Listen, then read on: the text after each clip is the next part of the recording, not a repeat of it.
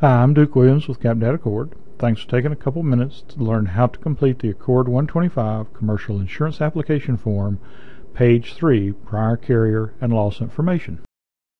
Notice that they want the agency customer ID again at the top right hand side of the page, and that comes from right under your agency information on page 1 at the top left.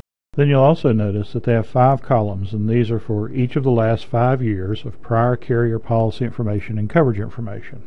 You want to put this in for each of the years that you have by line of business. So they've grouped this page by line of business: commercial general liability, commercial automobile, property coverages, workers' comp, umbrella, and others. So put the appropriate information in the appropriate box. And you won't have this off the top of your head, so you'll need to refer to those previous policies or policy summaries to get the correct information to put in. So after you've filled in the coverage information on a line of business basis, you'll scroll to the bottom of the form and you'll complete the loss history. If you have no claims or losses on this, you'll check an X in the box over on the right towards the bottom to indicate that, and you'll be finished.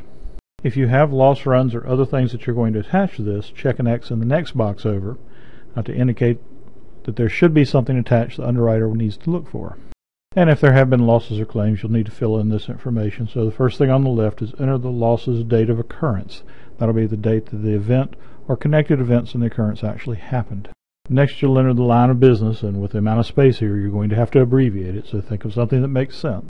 Then enter a brief description of the loss. If you need to put in more information, you'll do that in remarks, or you'll attach extra documents.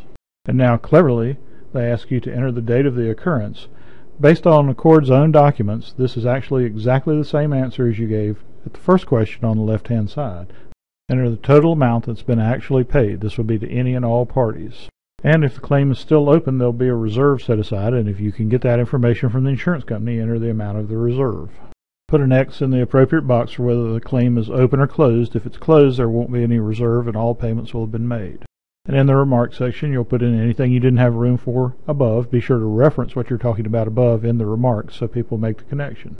And if all this hasn't provided you enough room, you can always add attachments. So you can check the box for ACORD form attachments, or you can check the box and put in what kind of attachments you have next to it. Could be pictures, could be anything.